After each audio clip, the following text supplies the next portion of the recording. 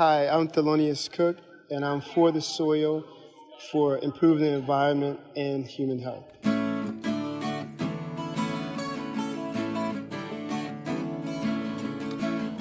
Hello, everyone. I'm Jeff Ishee. It's my pleasure to welcome you to another episode of For the Soil, a Conversation.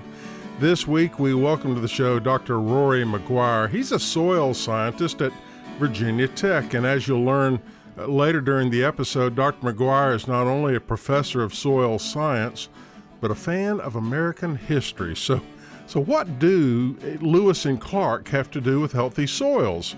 You'll find out later during the podcast. Also joining us will be Mary Sketch with the Virginia Soil Health Coalition. And let's go to the show.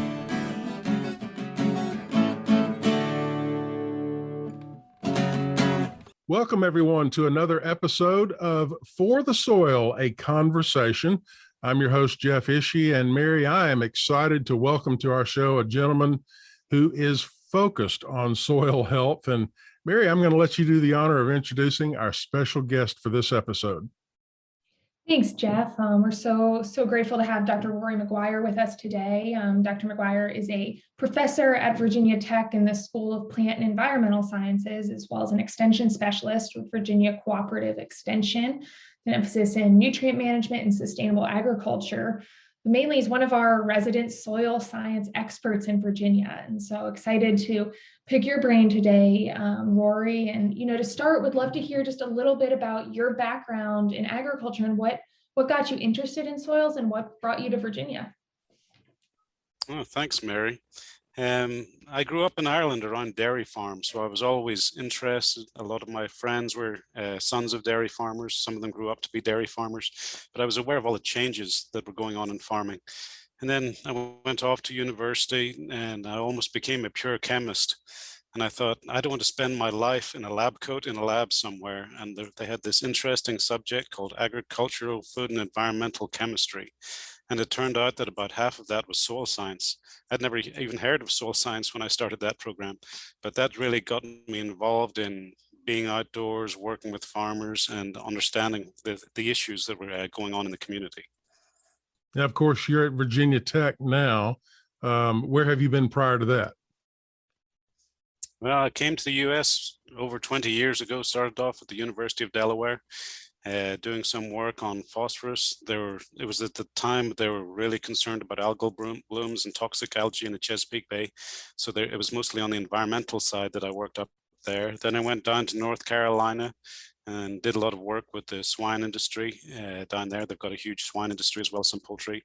And then about 15 years ago, I was hired up here in Virginia. It was when the regulations of poultry industry was coming in and the dairy industry, and there's a lot of concern about how to balance the environmental regulations with production agriculture. So a lot of what I've done is trying to make things a little bit more sustainable, and the agricultural community has come a long way in terms of managing nutrients better so they can increase production, maintain production, and put those environmental concerns to the side. And Rory, it's so interesting to having come from Scotland to North Carolina to Virginia, and I know there are a lot of pieces of soil that are similar between locations, but also that can be very unique. What have you seen about Virginia soils that most interests you and that is most unique to the region?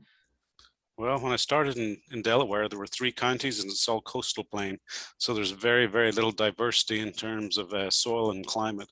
Whereas in Virginia, you start off in the eastern part of the state in the coastal plain, it's flat, very sandy soils.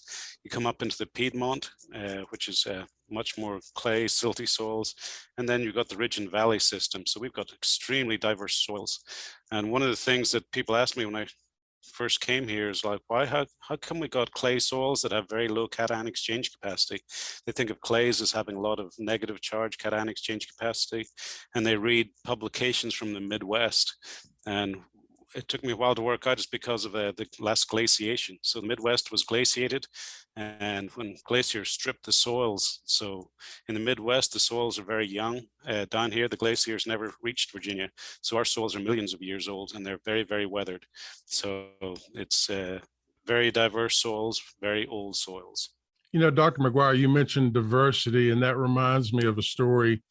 Oh, it's been more than 20 years ago now when I was first starting out as a farm broadcaster, and I was interviewing the commissioner of the Virginia Department of Agriculture and Consumer Services, Carlton Corder, and he really emphasized that diversity, and he was talking about at that time the diversity of production we have from the Eastern Shore to the Northern Virginia orchards with tree fruit to peanuts and cotton and row crops, corn and soybeans, wine grapes, pastures. He emphasized the importance of diversity in agriculture. Is Virginia blessed or cursed when it comes to diversity in soil types? I think it's blessed. It's just a little more, there's more complexity in this system, I would say, than in some other situations. But I think diversity always gives you options. Like you have different options to grow different crops. And in terms of our work, I mean, we're working with corn. We can start, the growing season starts a lot earlier in the eastern part of the state than in the western part of the state. And you just have a lot more options of what you want to grow. And you just got to be careful on planting dates and other things. But diversity brings a lot of opportunity, especially in terms of diversity of crop rotation. You can do a lot more in terms of weed control and that kind of thing. Anytime you change your crop rotation, it gives you more options. And, you know, speaking of different types of soil and the diversity and different properties, you run the soil testing lab at Virginia Tech. Would love to hear a little bit about that work and, you know, who should get their soils tested. Yeah, well, everybody should get their soil tested. We do a lot of soil tests for farmers. In Virginia, it's mandated that we do those at no cost to the farmer, so they're free. We charge $10 per sample for routine sampling for the homeowner. So whether you're a farmer, whether you're a homeowner, doing soil testing is crucial. And it actually saves you money, even if you're paying the $10 per sample. If you're going to go buy some fertilizer or lime, you don't know if you need lime unless you do a soil test. For example, I've dealt with some people that haven't done soil testing, and they look out at their forage or their pasture and they see broom sedge, and broom sedge is not a good quality grass, and they think when you see broom sedge you need lime, but you really don't know. It could be lime, it could be low soil test phosphorus, so you can't guess. You got a soil test. I don't want to get too technical here, but I do want to ask about the importance of pH. The difference between growing maybe apples in an orchard and growing soybeans on the Eastern Shore. Everybody's looking, I guess, are they looking for the same pH? Educate me on pH. Okay. Most people know a drink of Coca-Cola is fairly acidic, so you couldn't grow any plants in something that acidic. Our soils in Virginia, rain is acidic, so our soils are fairly well weathered, so they tend to be acidic, and they need lime every 5 years or so to increase the soil test pH to make sure you can grow crops here. For different crops, for most crops in Virginia, we have a target pH of about 6.2. A pH of 7 is neutral, so we're trying to raise the soil test pH to about 6.2 for most crops. Things like turf, for legumes, where you're capturing nitrogen out of the atmosphere into something like corn, something like soybeans or vetch or clover, we have a slightly higher pH. But generally about 6.2 is right, and we can raise it with lime. Lime's fairly cheap, so it's very beneficial. If your soil test pH gets too low, you can run into problems of aluminum toxicity, or just your roots don't develop very well. So if your pH isn't correct, then your roots won't grow well, and even if nutrients are there, then the roots won't access those nutrients. So pH, not a nutrient itself, but very important in nutrient management. What about if your backyard gardener wanted to get their soil tested, what would they be looking for in a soil test from the testing lab? That would be important. It sounds like pH, but what other story can it tell? The big three are N, P, and K: nitrogen, phosphorus, and potassium. Those are the three big nutrients. If you buy a bag of fertilizer at Home Depot or Lowe's or any other hardware store, it's generally, say, for example, a bag of 10-10-10 is 10% nitrogen, 10% P2O5, and 10% potash. So those are the three big nutrients that you're applying in addition to lime. And we'll give you a recommendation.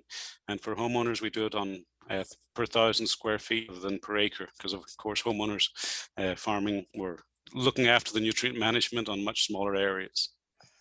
We're talking today with Dr. Rory Maguire, professor at Virginia Tech School of Plant and Environmental Sciences. And Dr. Maguire, in our email communication before the podcast, you mentioned that one of your favorite books was about the Lewis and Clark expedition. And I want to ask you about what was it about that expedition or that book that inspired you? And then I have a follow-up question on soils in regard to the Lewis and Clark expedition. Yes, that's right. The book was Undaunted Courage by Stephen Ambrose. It's the story of the Lewis and Clark expedition. I think it was 1803. It was right after the Louisiana Purchase, and it's really the first substantial written account of the environment and life in the West before settlers moved out there. So it's it's a wild place. A lot going on, but we don't know a lot about it, especially before this book was written. You know, in modern day, when we talk about out west, it's different from when Thomas Jefferson and Lewis and Clark described out west. They might have been talking about the Ohio River or something like that. Amazing expedition. I also am a student of history, and I love reading about the Lewis and Clark expedition. Do you think that they were looking specifically at soils? You know, Thomas Jefferson gave them so many goals. He wanted to know everything about the West. Were they looking at soils? Maybe a little bit, but they were just really looking for the Northwest Passage. How do you get to the West Coast? Can you make it to the West Coast using just the rivers in the U.S.? So they were looking, recording botany, animals, absolutely everything they came across.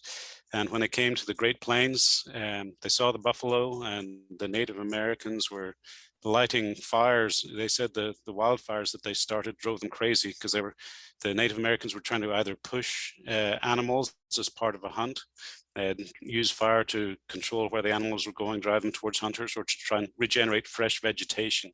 So they recorded a lot of things. And one of the things that stuck in mind, I had to look up the collective noun for it, but a scurry of squirrels.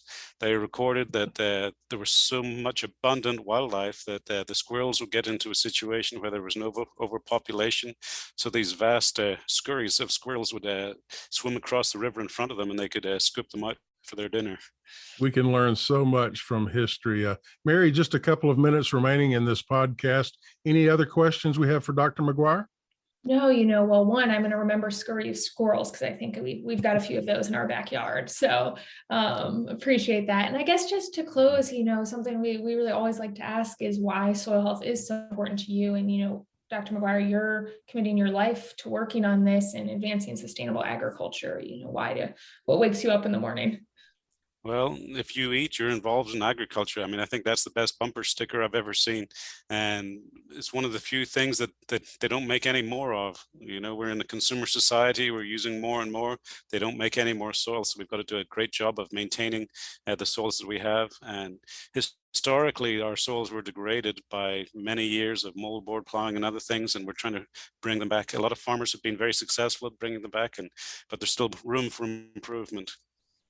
Well, we do like to highlight one of the 4 core principles of soil health in each episode. And today I'd like to mention the importance of crop diversity, rotating your crops, whether it be on a farm or your backyard herb garden. That's important. Also, integrating livestock where possible will enhance the chemical, the physical, and the biological aspects of the soil. It improves the whole system. So practice diversity when it comes to improving your own soil health. And also, I'd like to challenge each of our listeners of this podcast to take a pledge today to improve the soil health in your own world, whether it be in a traditional corn and soybean operation, a backyard vegetable garden, or maybe even a 2-acre market garden.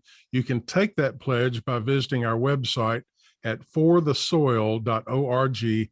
That is the digit 4, thesoil.org. Well, Mary and Rory, it has been a pleasure having you on this episode of For the Soil. Thank you both so much for joining us. Thank you, Jeff. Thank you, Jeff. Thank you, Rory.